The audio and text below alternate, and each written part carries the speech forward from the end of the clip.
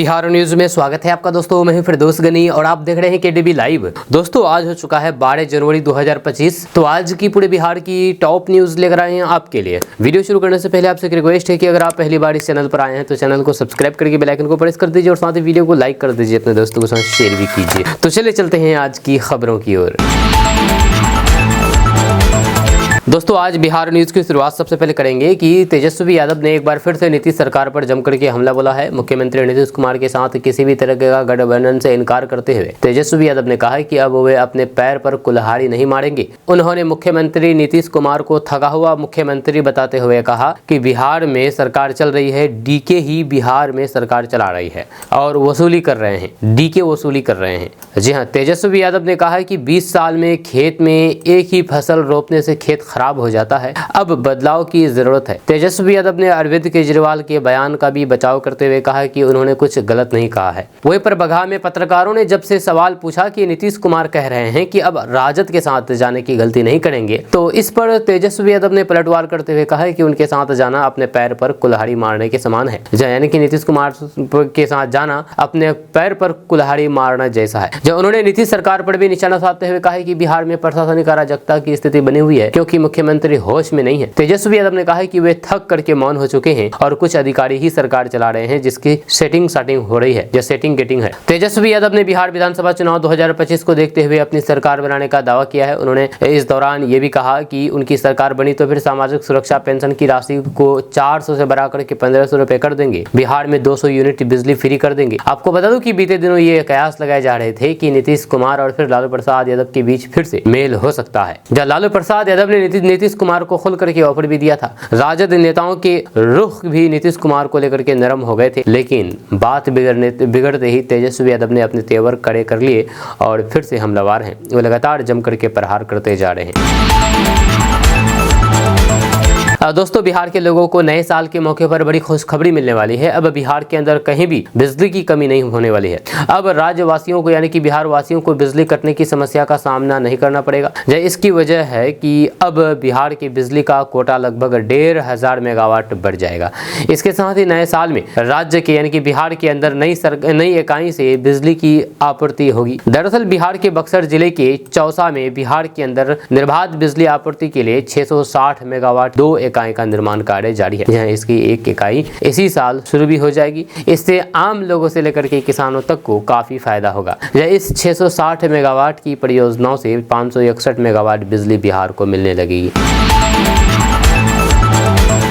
दोस्तों बिहार में शराबबंदी कानून का खुद पुलिस वाले ही मजाक बनाते हुए दिखाई दे रहे हैं। ताजा मामला बिहार के जहानाबाद से सामने आया है, जहां पर एक दारोगा का शराब पीते हुए वीडियो सोशल मीडिया पर जम करके वायरल हो रहा है, जिससे पुलिस महकमे में हरकत मच गया है। यह वायरल वीडियो में शराब पीते हुए दिखाई दे रहे दारोगा की पहचान सिकरिया थाना में पदस्थापित सब इंस्पेक्टर फकीरा प्रसाद के रूप में की गई है। यह वायरल वीडियो में साफ तौर पर देखा जा सकता है कि सिकरिया थाना में पदस्थापित सब इंस्पेक्टर फकीरा प्रसाद बड़े आराम से शराबबंदी कानून की धज्जियां उड़ाते हुए जाम छलकाते हुए नजर आ रहे हैं। जहाँ उनके टेबल पर शराब से भरे हुए गिलास और फिर प्लेट में चखना रखा हुआ है, जिसे खाते हुए वे सामने वाले से बातचीत कर रहे हैं। इस संबंध में एसआई फकीरा प्रसाद से जब सवाल पूछा गया तो उन्होंने चौंका देने वाला बयान दिया है। उन्होंने कहा कि कुछ गेस्ट आए हुए थे, गर्मी के दिन थे, तो फिर शराब नहीं बल्कि शरबत पी रहे थे।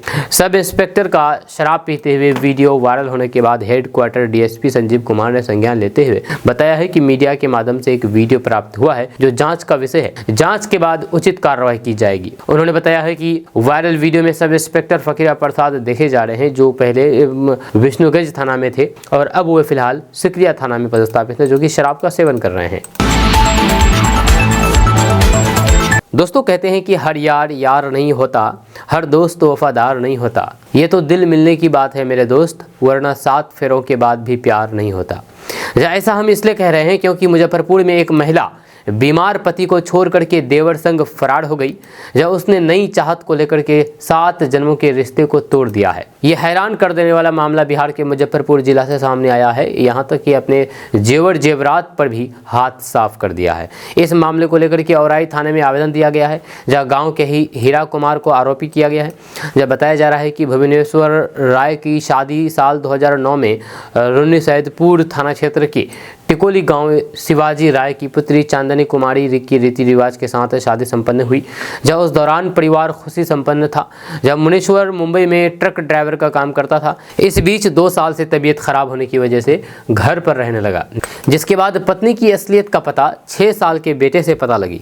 जब उसने बताया है कि पिता की गैर मौजूदगी में हीरा अंकल आते हैं, बिस्तर पर लेट जाते हैं और मम्मी के साथ गलत काम करते हैं। इसके बाद पीड़ित पति ने पत्नी को समझाया, लेकिन वे नहीं माने। जब दोनों के बीच अवैध संबंध बरकरार रखा। इस बीच बीते 14 दिसंबर को देवर के साथ वे फरार हो गई। वहीं पर इस मामले को लेकर के पीड़ित पति मुनेश्वर राय ने बताया है कि शादी के 15 साल हो गए हैं, 2 बेटा और 1 बेटी है, सब कुछ ठीक ठाक चल रहा था। गांव लौटने के दौरान पत्नी के अवैध संबंध की जानकारी बेटे ने दी। डांट फटकार लगाई गई, लेकिन वह मेरी बातों पर ध्यान नहीं दी गई और भाग गई। जब बच्चे परेशान हो रहे हैं, मुझे उसके जाने से कोई भी गिला शिकवा नहीं है। जब फिर भी रखने के लिए हम तैयार हैं। दोस्तों, बिहार में लगातार पुल गिरने की खबरें एक वक्त पूरी तरीके से छाए हुए था। सिर्फ बिहार ही नहीं बल्कि पूरे देश के अखबारों टीवी में छाया हुआ था, क्योंकि लगातार एक के बाद एक पुल गिरने का मामला सामने आ रहा था।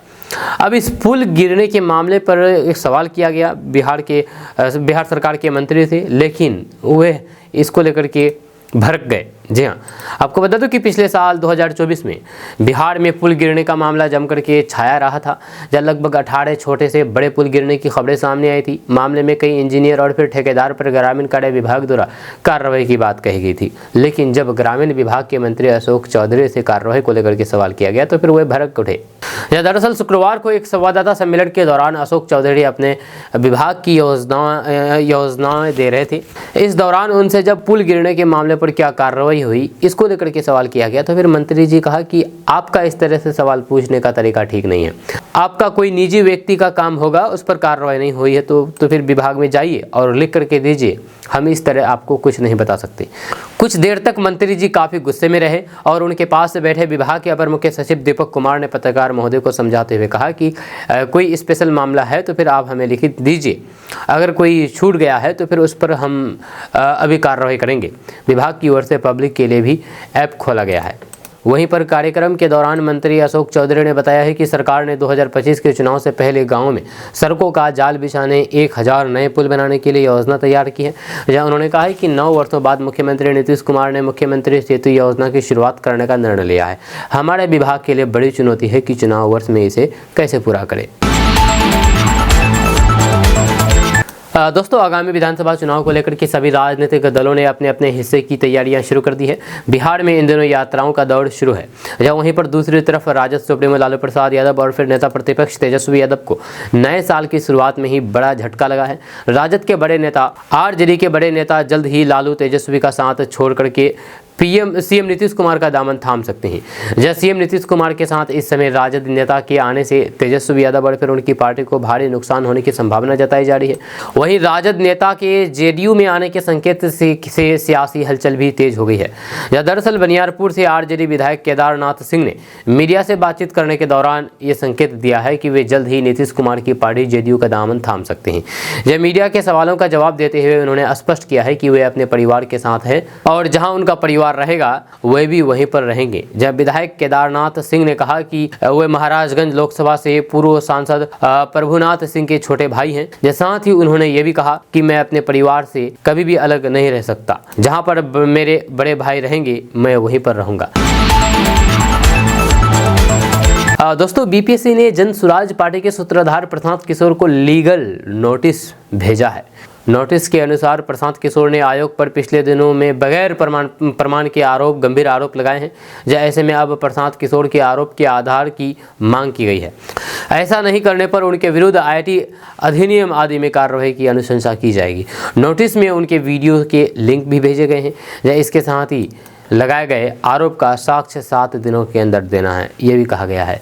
इस लीगल नोटिस में जिस वीडियो का जिक्र किया गया है उसमें से एक वीडियो में प्रशांत किशोर कह रहे हैं कि बिहार में हर जिले में गली मोहल्ले में चर्चा है बीपीएससी के पदाधिकारी के दल्ला शिक्षा माफिया यहाँ के नेता डील कर रहे हैं। एक पोस्ट के लिए 30 लाख से 1.5 करोड़ रुपए तक लिया जा रहा है। वहीं पर दूसरे वीडियो में नौकरियों को 100 से 150 करोड़ 1 करोड़ 1.5 करोड़ में बेची गई है। ये 1000 करोड़ से ज्यादा का घोटाला है। तीसरे वीडियो में कहा गया है कि बीपीएससी गलती कर पा रही है क्योंकि सरकार उसके पीछे खड़ी है। सरकार के लोग भ्रष्टाचार कर पा रही है क्योंकि सरकार के लोग लूट रहे हैं। बीपीएससी की आधी से ज़्यादा सीट पहले ही बेच दी गई है। इसके अलावा आयोग के आईटी सेल इंटरनेट ने मीडिया पर आयोग के विरुद्ध की गई तथ्यहीन बयान से संबंधित दर्जनों वीडियो को सर्च किया गया है। इसमें कई कोचिंग संचालक, शिक्षक, विभिन्न दलों के नेता, विधायक, एमएलए, एमएलसी आदि आयोग की व्यवस्था पर गंभीर आरोप लगाए गए हैं। दोस्तों, बिहार कैबिनेट की शुक्रवार को हुई अहम बैठक में बिहार के 2 प्रमुख एयरपोर्ट की विस्तार के लिए कुल 452 करोड़ रुपए की स्वीकृति की मंजूरी दी गई है। मुख्यमंत्री नीतीश कुमार की अध्यक्षता में हुई इस बैठक में रक्सौल और फिर दरभंगा एयरपोर्ट के विकास पर चर्चा हुई है, जिसके बाद इन एयरपोर्ट के कायाकल्प के लिए विशेष योजनाओं को लागू करने का निर्णय लिया गया है। आपको बता दूं कि दरभंगा एयरपोर्ट को अंतर्राष्ट्रीय स्तर का बनाने के लिए 244 करोड़ रुपये आवंटित किए गए हैं। इस राशि का उपयोग 89 एकड़ अतिरिक्त जमीन के अधिग्रहण के लिए किया जाएगा। जी हाँ, ये कदम दरभंगा एयरपोर्ट की क्षमता को बढ़ा करके इसे एक अंतर्राष्ट्रीय हवाई अड्डे में बदलने के उद्देश्य से उठाया गया है। अक्टूबर 2024 में एयरपोर्ट अथॉरिटी ऑफ इंडिया यानी कि एएआई ने दरभंगा एयरपोर्ट को अंतर्राष्ट्रीय हवाई अड्डे के रूप में विकसित करने के लिए प्रस्ताव को मंजूरी दी गई थी। दूसरी ओर रक्सौल एयरपोर्ट के विकास के लिए बिहार कैबिनेट ने 207 करोड़ रुपए खर्च करने की मंजूरी दी है। ये राशि रक्सौल एयरपोर्ट के लिए 139 एकड़ अतिरिक्त भूमि के अधिग्रहण में उपयोग की जाएगी।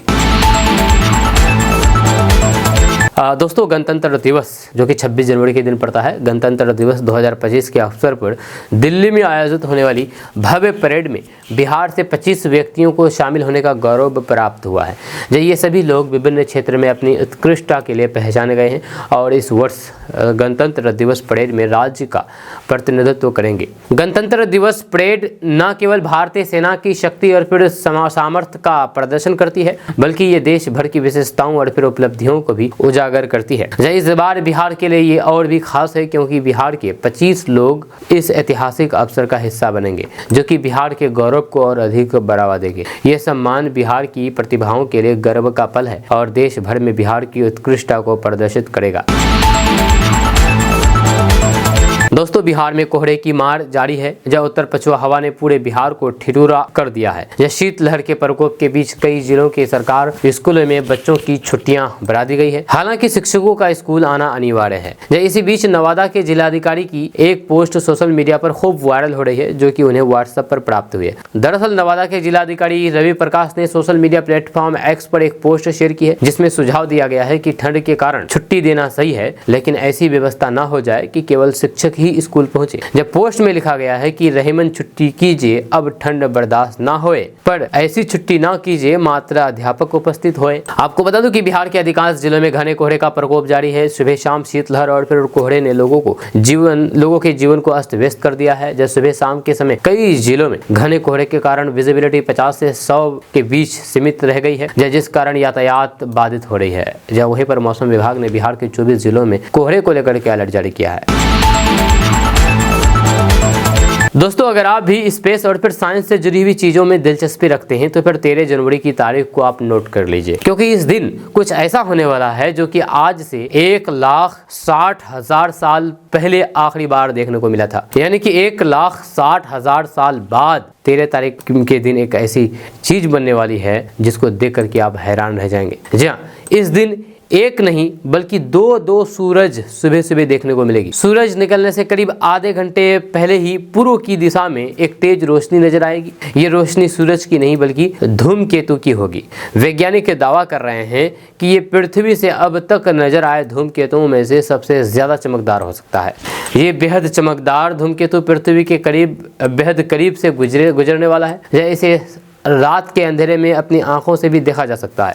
13 जनवरी की सुबह सूरज निकलने से करीब 35 मिनट पहले इसे देखा जा सकता है। दावा किया जा रहा है कि ये लगभग पिछले 2 दशकों में देखा गया अब तक का सबसे चमकीला धूमकेतु हो सकता है। आपको बता दूं कि ये धूमकेतु अपना एक चक्कर पूरा करने में 1,60,000 साल का वक्त लेता है। जी हाँ, आपको बता दूं कि ये किसी भी व्यक्ति के जीवन में एक बार देखा जाने वाला पल है। वैज्ञानिकों ने दावा किया है कि ये धूमकेतु शुक्र और फिर बृहस्पति ग्रह की चमक को मात देने की क्षमता रखता है। धूमकेतु 13 जनवरी को सूर्य के सबसे करीब होगा, तब इसकी दूरी सूर्य से 8.7 मिलियन मील की होगी। दोस्तों, लालू प्रसाद और तेजस्वी यादव की आरजेडी बिहार विधानसभा चुनाव 2025 से पहले प्रदेश अध्यक्ष बदल सकती है। जी आपको बता दें कि मौजूदा राजद प्रदेश अध्यक्ष जगदानंद सिंह के इसी महीने पद छोड़ने की अटकलें लगाई जा रही है। जब बिहार के नए राजद अध्यक्ष की रेस में आलोक मेहता का नाम भी चल रहा है, जहाँ वो अभी विधायक हैं और फिर बिहार सरकार में मंत्री और लोकसभा सांसद रह चुके हैं।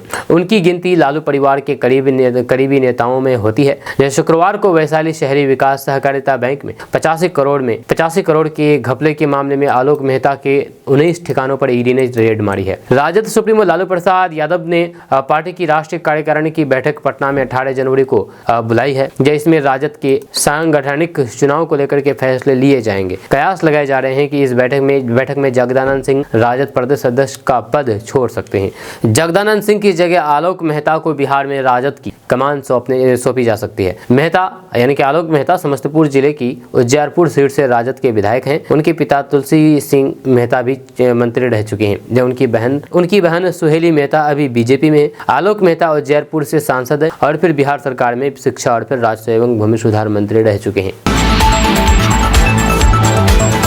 दोस्तों, बिहार सरकार ने शिक्षकों की भर्ती फिर से शुरू कर दी है, लेकिन योग्य उम्मीदवारों को ढूंढना एक चुनौती बनी हुई है। जब भर्ती के तीसरे चरण में बिहार लोक सेवा आयोग यानी कि बीपीएससी ने 87,774 शिक्षक पदों के लिए विज्ञापन दिया है। यह केवल 66,608 शिक्षकों की ही सफलतापूर्वक नियुक्ति की गई है, जिससे 21,166 पद खाली रह गए हैं। इनमें से कई रिक्तियां प्राथमिक से लेकर के उच्चतर माध्यमिक स्तर तक की है। यह खास तौर पर विज्ञान और फिर भाषा विषयों में योग्य शिक्षकों की कमी है। माध्यमिक और उच्च माध्यमिक स्तर पर विज्ञान विषयों में ये कमी और भी अधिक है।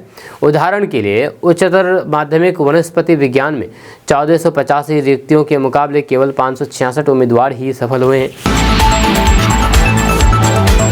दोस्तों, बिहार के मुख्यमंत्री नीतीश कुमार की प्रगति यात्रा का तीसरा चरण 16 जनवरी से शुरू होने जा रहा है, जिसमें कोसी सीमांचल के 9 जिले शामिल है। जहां वहीं पर नीतीश कुमार के सबसे प्रिय जिला पूर्णिया को वे रणनीति की तरह इस्तेमाल करते रहे हैं। या पूर्णिया में पड़ाव डाल करके कोसी सीमांचल के चुनावी रणनीति को बनाते रहे हैं। जहाँ इन इलाकों में कहीं जाना हो मगर रात्रि विश्राम पूर्णिया में ही करते थे, मगर इस बार उन्होंने अपना ठिकाना बदल दिया है। जहाँ सीएम नीतीश कुमार सैकड़ों किलोमीटर में कार्यक्रम खत्म करने के बाद अपने रात्रि ठिकाना मधेपुरा को ही बना रहे हैं, जबकि सीमांचल का कार्यक्रम खत्म करके उन्हें पूर्णिया होकर ही आना और फिर जाना है। तो फिर क्या मुख्यमंत्री नीतीश कुमार का पूर्णिया से मोहभंग हो गया है या फिर उनकी रणनीति कुछ और है, ये सवाल है। यह प्रगति यात्रा के तीसरे चरण की शुरुआत 16 से 29 जनवरी तक होने वाली है। यह इस दौरान खगड़िया फिर बेगूसराय में कार्यक्रम खत्म करके सीएम नीतीश कुमार पटना लौट रहे हैं, जबकि सुपौल, अररिया, किशनगंज, पूर्णिया, कटिहार की यात्रा के दौरान हर दिन उनका रात्रि विश्राम मधेपुरा ही हो रहा है, जबकि पूर्णिया ही सभी जिलों का सेंटर पॉइंट है। मुख्यमंत्री नीतीश कुमार का पूर्णिया से मोहभंग होने का मुख्य कारण पूर्णिया लोकसभा सीट से जदयू की करारी हार बताई जा रही है। वहीं पर 7 विधानसभा सीट वाले पूर्णिया जिले में जदयू के एकमात्र विधायक लेसी सिंह हैं। ये भी एक बड़ा कारण है। बताया जा रहा है कि मुख्यमंत्री नीतीश कुमार की नजदीकियां आजकल ऊर्जा मंत्री विजेंद्र प्रसाद यादव से बड़ी है। नीतीश कुमार ने उन्हें कोसी सीमांचल में यादव मतदाताओं को जदयू के पक्ष में एकजुट करने का टास्क दिया है। बहुत पुरानी कहावत भी है कि रोम पोप का मधेपुरा गोप है। साल 2025 के मकर संक्रांति के मौके पर भी दही चूरा भोज का आयोजन होने वाला है, जिसे लेकर के सियासी सरगर्मी तेज है। फिलहाल रालोसपा के अध्यक्ष पशुपति कुमार पारस के दही चूरा आयोजन ने हलचल बढ़ाई है। दरअसल उनकी तरफ से लालू प्रसाद यादव से लेकर के नीतीश कुमार सहित तमाम राजनीतिक पार्टियों को निमंत्रण भेजे जाने की बात सामने आई है। जहाँ अगर ऐसा होता है तो फिर ये दोनों ही नेता एक साथ दिख सकते हैं, जो कि बिहार की राजनीति के नजरिए से अहम होगा। वहीं पर खबर है कि पूर्व मुख्यमंत्री राबड़ी देवी के आवास पर भी दही चूरा का आयोजन किया जाएगा, जिसमें तमाम दलों को जो अभी तक परिपाटी रही है निमंत्रण भेजा जा सकता है, जिसमें इस बात पर निगाह रहेगी कि इस भोज में एनडीए की तरफ से कौन कौन आते हैं, क्योंकि ऐसे ही राबड़ी देवी के आवास पर हुए भोज में सीएम नीतीश कुमार शामिल हो चुके हैं और राजनीतिक घटनाक्रम भी हो चुका है।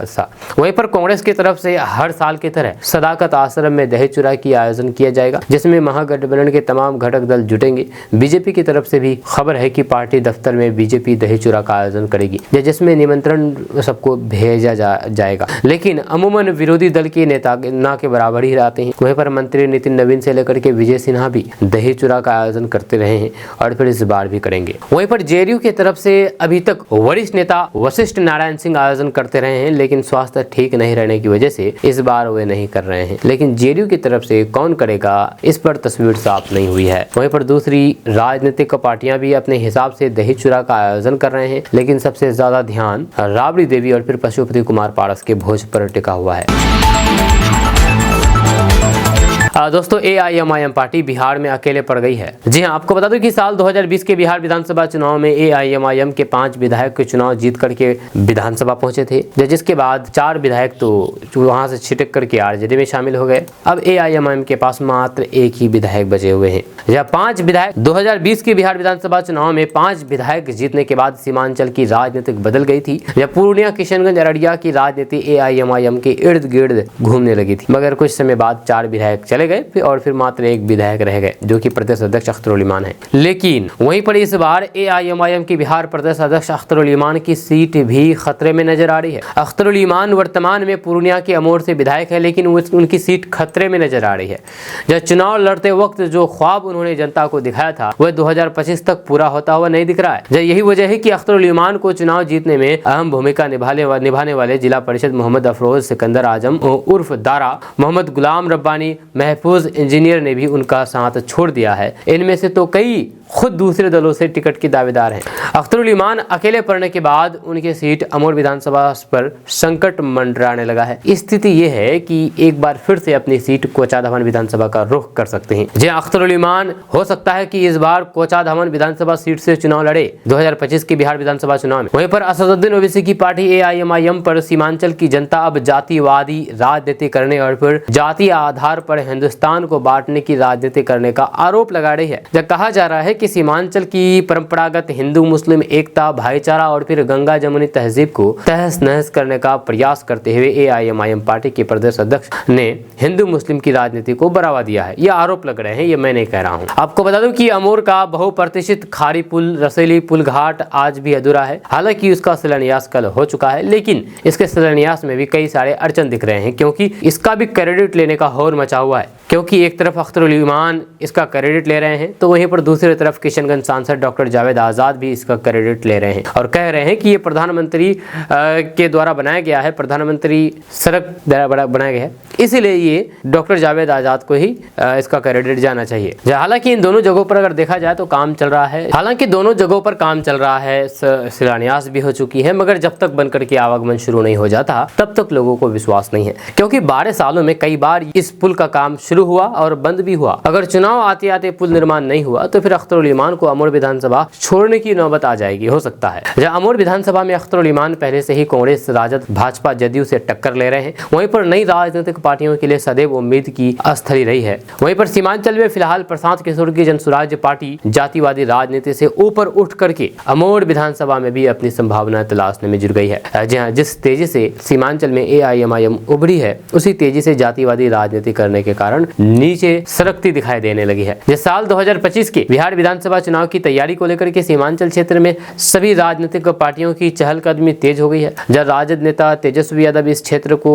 कार्यकर्ता दर्शन सह संवाद कार्यक्रम के अंतर्गत जगा करके चले गए हैं। जनसुराज पार्टी के प्रदेश अध्यक्ष मनोज भारती भी सीमांचल क्षेत्र में आकर के कार्यकर्ताओं से भेंट करके चले गए हैं। वहीं पर एआईएमआईएम के प्रदेश अध्यक्ष अख्तरुल इमान सीमांचल को अपने गृह क्षेत्र के रूप में इस्तेमाल करते हुए अपने वर्चस्व कायम रखने की कोशिश करने लगे हैं। जहां तो फिर उधर प्रगति यात्रा के बहाने बिहार की जनता के बीच जदयू के प्रति जनता के प्रेम को टटोलने निकले जदयू नेता बिहार के मुख्यमंत्री नीतीश कुमार के भी सीमांचल आगमन की प्रतीक्षा शुरू है। जब दूसरी ओर कांग्रेस महकमा आश्वस्त है कि उनके जो वोट बैंक हैं अमोर में मौजूद हैं, वे टस से मस होने वाले नहीं है, खानदानी वोटर हैं कहा जाए तो। वहीं पर अमोर विधानसभा एक मुस्लिम बहुल क्षेत्र है, जो कि कांग्रेस, राजद और फिर जदयू का गर रहा है।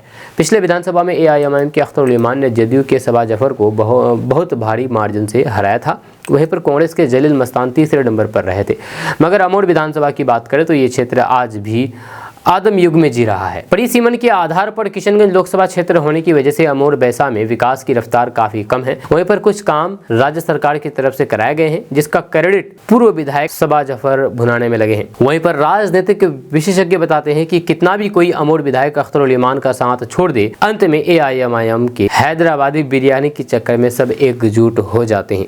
वहीं पर जदयू के सबा जफर कांग्रेस से जलील मस्तान का टिकट फाइनल माना जा रहा है, जबकि जनसुराज में अभी किसी के नाम की चर्चा नहीं है। वहीं पर यह भी बताया जा रहा है कि अख्तर उल ईमान अपनी सीट अमोर को नहीं छोड़ेंगे। कोचाधामान विधानसभा से अपने भाई मोहम्मद तफीमुर रहमान को AIMIM से चुनाव लड़वा सकते हैं। जी हाँ, हालांकि वो बताएगा कि आखिर क्या होने वाला है। हम लोग तो अभी बस कयास लगा सकते हैं, जैसे कि आप बैठ के कयास लगा सकते हैं, वैसे हम लोग भी कयास ही लगा सकते हैं। हम लोगों के हाथ में भी कुछ भी नहीं है।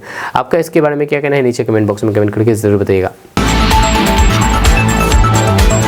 दोस्तों, बिहार में एक और टैक्स DK टैक्स की चर्चा शुरू हो गई है। पहले RCP टैक्स की खूब चर्चा हो रही थी। विपक्षी दलों के नेता खास करके तेजस्वी यादव नीतीश सरकार में RCP टैक्स वसूली का आरोप लगाते थे। हालांकि कुछ समय से सरकार में टैक्स वसूली की चर्चा मंद पड़ी हुई थी। अचानक अब तेजस्वी यादव ने एक नए टैक्स की चर्चा छेड़ करके खलबली मचा दी है। नेता प्रतिपक्ष तेजस्वी यादव ने आज बड़ा खुलासा किया है। उन्होंने मीडिया से बातचीत करते हुए कहा कि बिहार में ना तो DGP की चल रही है और न ही मुख्य सचिव की, अब तो मुख्यमंत्री नीतीश कुमार की भी नहीं चल रही है। आज हालात ऐसे हैं कि रिटायर अधिकारी बिहार चला रहे हैं। तेजस्वी यादव ने कहा कि बिहार में सिर्फ चलता है तो DK टैक्स।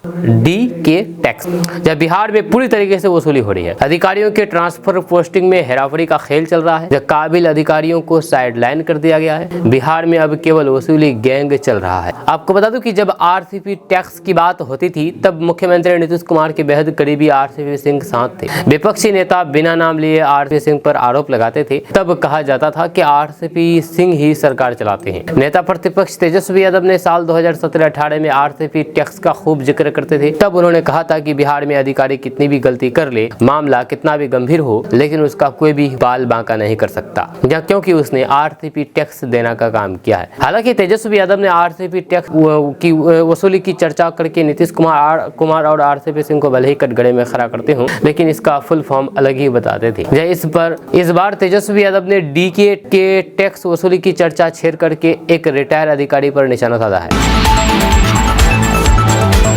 दोस्तों, बिहार में खेल को अधिक तवज्जो दिया जा रहा है। जब सरकार इस दिशा में कई अहम काम कर रही है। खेल कूद में दिलचस्पी रखने वाले प्रतिभाओं की खोज अब नीतीश कुमार की सरकार कर रही है। इसके लिए मशाल कार्यक्रम चलाया जा रहा है, जिसमें 14 साल से लेकर के 16 साल तक के करीब 60 लाख बालक बालिकाओं की खेल प्रतियोगिता की शुरुआत 7 जनवरी 2025 से होने वाली थी। हालांकि ठंड को लेकर के इसे अभी टाला गया है, जब रजिस्ट्रेशन अभी जारी है। इन 60 लाख बच्चों के बीच से बेहतरीन खिलाड़ियों का चयन किया जाएगा। इन प्रतियोगिताओं से जो प्रतिभावान बच्चे चयनित किए जाएंगे, उन्हें राष्ट्रीय और फिर अंतर्राष्ट्रीय स्तर पर ट्रेनिंग दिया जाएगा और इसका पूरा खर्च सरकार उठाएगी। दरअसल सरकार का लक्ष्य है कि बिहार में बच्चों को बड़े स्तर पर खेल के लिए तैयार किया जाए। वहीं पर जब बिहार के बच्चे हाई लेवल की ट्रेनिंग लेंगे, तो फिर वे भी ओलंपिक में भाग ले सकेंगे। बिहार का परचम पूरा विश्व में लहरेगा और फिर देश का नाम रोशन करने में बिहार के बच्चों की भी भागीदारी होगी। मशाल प्रतियोगिता के लिए स्कूलों में आयोजन शुरू हो गए हैं। जय स्कूलों में सप्ताह भर तक के कार्यक्रम चलेंगे, जिसमें विभिन्न प्रकार की खेल प्रतियोगिताओं का आयोजन हो रहा है। हालांकि ठंड की वजह से इस पर फिलहाल ब्रेक लगा हुआ है। यहाँ पर सेलेक्ट होने के बाद ये खिलाड़ी बिहार प्रतिभा खेल पहचान मशाल 2024 की खेल प्रतियोगिताओं में हिस्सा लेंगे। फुटबॉल, क्रिकेट, बॉल थ्रो, दौड़, साइकिलिंग, कबड्डी, वॉलीबॉल आदि खेलों का आयोजन खेल समाप्त में होगा, जब बिहार के हर स्तर के सरकारी स्कूलों से बच्चे चयनित किए जा रहे हैं। दोस्तों, BPC ने खान सर को लीगल नोटिस भेजा है। 15 दिनों का अल्टीमेट दे दिया है। आपको बता दूं कि बिहार लोक सेवा आयोग यानी कि BPC ने खान ग्लोबल स्टडीज़ के संचालक खान सर को लीगल नोटिस भेजा है। आयोग ने उन्हें ये नोटिस नॉर्मलाइजेशन के विरोध में किए गए बयान के आधार पर भेजा गया है। आपको बता दूं कि पिछले साल 6 दिसंबर को BPC अभ्यर्थियों ने पटना में 70वीं PT परीक्षा में नॉर्मलाइजेशन न लागू करने की मांग करते हुए विरोध प्रदर्शन किया था। इस दौरान खान सर ने अभ्यर्थियों के बीच में पहुंचकर के उनकी मांगों का समर्थन करते हुए कहा था कि हम किसी भी कीमत पर नॉर्मलाइजेशन नहीं लागू करने देंगे। हालांकि आयोग ने यह भी पहले ही साफ कर दिया था कि वे इस परीक्षा में नॉर्मलाइजेशन लागू नहीं करने जा रहे हैं। जब बीपीएससी ने खान ग्लोबल के 5वें सेटअप पर आयोग ने नोटिस भेजा है। खान सर ने आयोग को चोर बोला था, जिसके बाद दिल्ली के मुखर्जी नगर, करोल बाग, पटना के बोरिंग रोड और फिर मुसल्लमपुर हाट और कई सारे सेंटर पर नोटिस भेजा था। जब वहीं पर बिहार लोक सेवा आयोग के वकील ने खान सर को लीगल नोटिस भेज करके उनसे जवाब मांगा है। जवाब नहीं देने पर उनके खिलाफ आईटी एक्ट के तहत बिहार लोक सेवा आयोग मामला भी दर्ज करा सकता है। बिहार लोक सेवा आयोग ने खान सर को नोटिस देकर के उनके उस बयान के बारे में पूछा है कि आपने किस तरह से ये कहा है कि बीपीएससी का सीट बेचा जा रहा है और ये सब अध्यक्ष और फिर अध्यक्ष के लोगों के जरिए किया जा रहा है। दोस्तों, पान तो बनारस का फेमस है, लेकिन बिहार के कुछ जगहों के पान की विशेषता अलग ही होती है, या फिर यूं कहें कि कुछ जगहों पर पान को स्पेशल माना जाता है। खास करके मिथिला क्षेत्र में पान की महत्व की बात करें तो फिर इस क्षेत्र में आने वाले जिले में सिर्फ 1 महीने में काफी पान की खपत होती है, क्योंकि यहाँ के लोग पान खाने के साथ साथ किसी भी शुभ कार्य में इसकी विशेष महत्व को रखते हैं। मिथिलांचल के लोग कहते हैं कि जब तक यहाँ के लोगों का पान से होठ लाल नहीं हो जाता तब तक सुबह नहीं होती। मिथिला क्षेत्र के लोग अपने मेहमानों को पान से ही मेहमान नवाजी करते हैं। दोस्तों, बीपीएससी अभ्यर्थियों ने बिहार बंद करके यात्रा करने की चेतावनी दी है। आपको बता दूं कि बीपीएससी के सत्याग्रह पर बैठे अभ्यर्थियों ने अपने आंदोलन को और तेज करने का फैसला किया है, ऐलान किया है। जी हां, एक प्रेस कॉन्फ्रेंस में अभ्यर्थियों ने कहा है कि अब पूरे बिहार के छात्र संगठनों ने उनका समर्थन किया है और वे सत्याग्रह में शामिल होंगे। अभ्यर्थियों ने कहा है कि इस प्रेस कॉन्फ्रेंस के माध्यम से वे आज छात्र संसद का आयोजन कर रहे हैं। उन्होंने सरकार से अपील करते हुए कहा है कि हम सभी छात्र एकजुट हैं और हमें तोड़ने की कोशिश न करें। उनकी प्रमुख मांग बीपीएससी का री एग्जाम पूरे राज्य के यानी कि पूरे बिहार के लिए 4 जनवरी को बापू परीक्षा केंद्र का री एग्जाम लिया जाता था, लेकिन अब तक उत्तर कुंजी जारी नहीं की गई है। जब उन्होंने ये भी कहा कि अगर सरकार उनकी मांगे नहीं मानती है तो फिर वे लोग शांति के साथ पूरे बिहार में पदयात्रा करेंगे।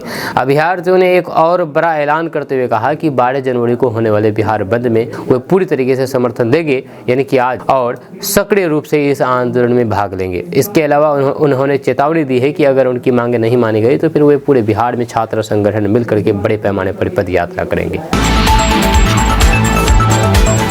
दोस्तों, नेता प्रतिपक्ष तेजस्वी यादव ने डीके टैक्स का नाम लेकर के बिहार की सियासत में एक नया विवाद छेड़ दिया है। तेजस्वी यादव लगातार ये दावा कर रहे हैं कि बिहार में डीके टैक्स वसूला जा रहा है। अब तेजस्वी यादव ने डीके टैक्स को लेकर के बड़ी बात कह दी है और कहा कि जल्द ही वह बड़ा खुलासा करने वाले हैं। उन्होंने तो डीके को बिहार का सुपर सीएम तक बता दिया है। जब तेजस्वी यादव ने कहा है कि बिहार के मुख्यमंत्री होश में नहीं है, जब उनसे बिहार नहीं चल पा रही है, जब बिहार में प्रशासनिक अराजकता फेल हो चुकी है, बिहार में आजकल डीके टैक्स वसूला जा रहा है। ब्लॉक और थाना में जितना भी भ्रष्टाचार हो रहा है और जो उसके लाभार्थी केवल डीके ही है। यह बिहार में डीके टैक्स का इतना बोलबाला है कि डीके बॉस की सरकार चल रही है, उन्हें सुपर सीएम भी कहा जा सकता है। उन्होंने कहा है कि बिहार में डीके बॉस का खौफ है जो और हद से ज्यादा डीके टैक्स की वसूली की जा रही है। आने वाले समय में खुलासा करेंगे कि डीके बॉस कौन है और कैसे वसूली की जा रही है, क्या क्या कारनामे किए जा रहे हैं। आने वाले समय में सभी बातों को जनता के सामने में रखेंगे।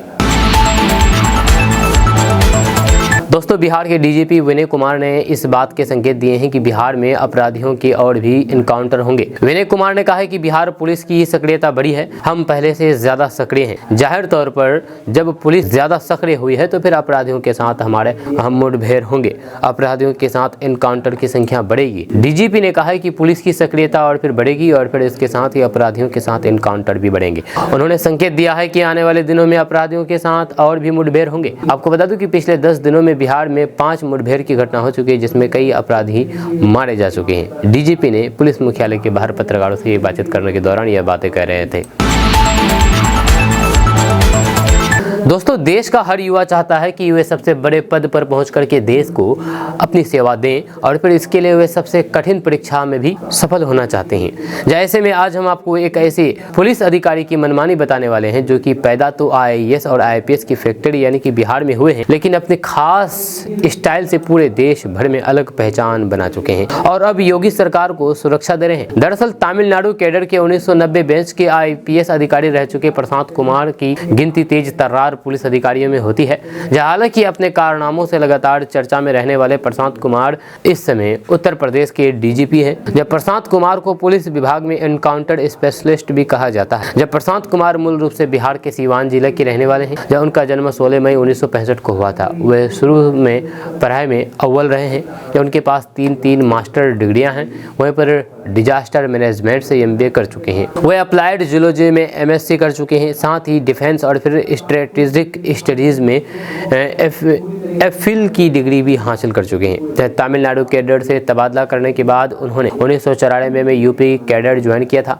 जब क्राइम के खिलाफ कई बड़े फैसले लेकर के वे चर्चा में आ चुके हैं। जब पुलिस विभाग में उन्हें असली सिंघम के तौर पर भी जाना जाता है। जब प्रशांत कुमार दिल्ली के मेट्रो अस्पताल के डॉक्टर श्रीकांत गौर का अपहरण के बाद चर्चा में आए थे। अपहरण कांड में संलिप्त अपराधियों ने गौर को छोड़ने के एवज में 5 करोड़ की फिरौती मांगी गई थी। प्रशांत कुमार ने न केवल गौर को सकुशल छुड़वा लिया बल्कि बदमाशों को सलाखों के पीछे डालने में भी अहम भूमिका निभाई थी। दोस्तों, छपरा जिला में रक्षक भक्षक बन गया। वो कैसे? आपको बता दूं कि ये कहावत सच हुआ है कि छपरा में एक रक्षक भक्षक बन गया है। दरअसल छपरा नगर थाना क्षेत्र के रौजा गांव निवासी रोहन कुमार अपने चालक के साथ जमीन बेच करके 64 लाख रुपए लेकर के व्यापार के सिलसिले में मुजफ्फरपुर जा रहे थे।